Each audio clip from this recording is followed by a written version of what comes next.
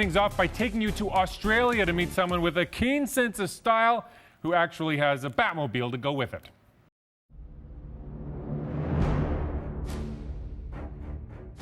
For me, when it comes to superheroes, the obvious answer is Batman.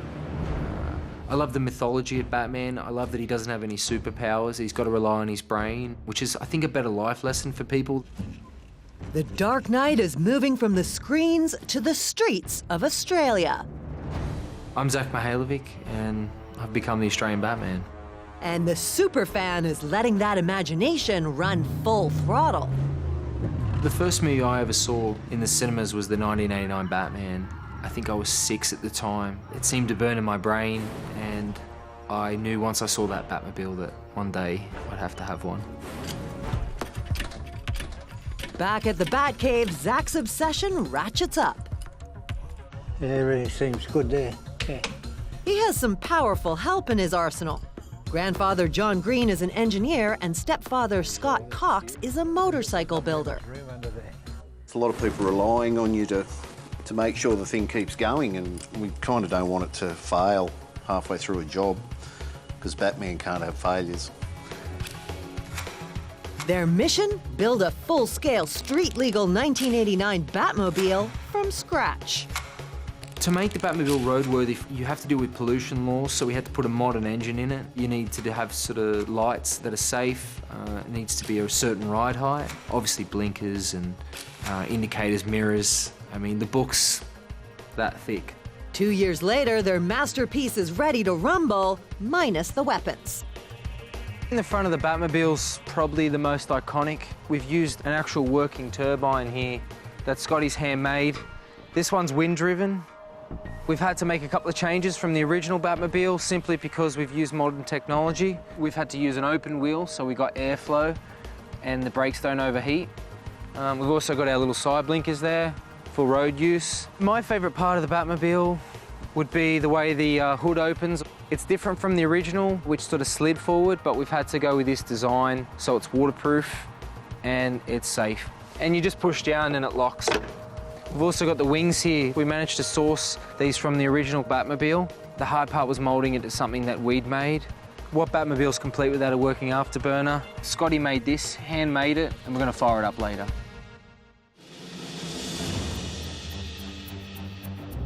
It's an alter ego wearing the Batman suit. It's very transforming.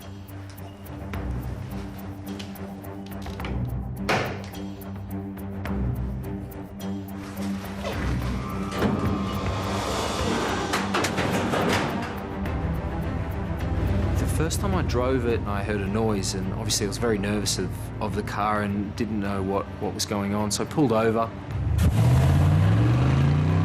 and actually found there was a news helicopter chasing me. Today, the Batmobile has met its foe. This pitch is a perfect place to see what this bad boy is made of. One thing with the Batmobile is the suspension goes up and down, so you've got to know what height to run the car at that's safe but still looks cool.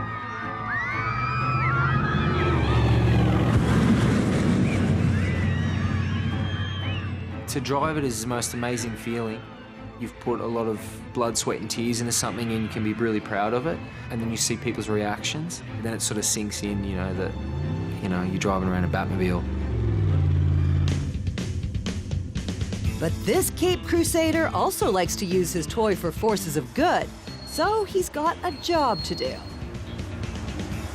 Some of the things I do with the Batmobile would be getting a call from the Make-A-Wish Foundation and we'll go and surprise a boy or a girl that's into Batman. Good afternoon. How are you, my friend? I might have your transportation ready for your formal. How's that sound? Do you want to come out and have a look? I'm Batman. Nice to meet you. Batman.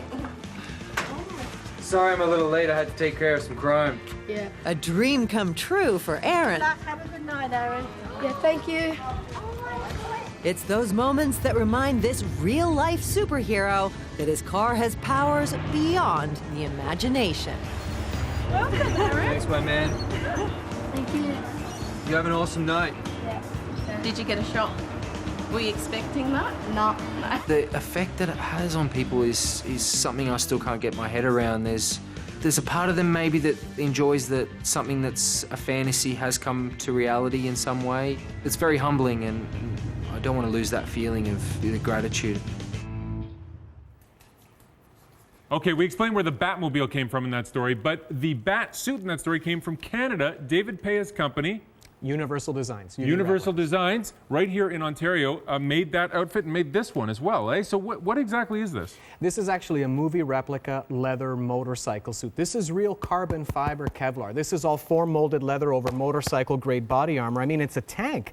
It's designed to protect you, God forbid, in case of an impact, but it is road safe and it's fully functional, and man, do you look great wearing it. Well, yeah, you know what? It makes me look like I'm more ripped than I actually am. And this isn't the only one that's available. You've got other models. I see you've got Snake Eyes from G.I. Joe. Oh, yeah, absolutely.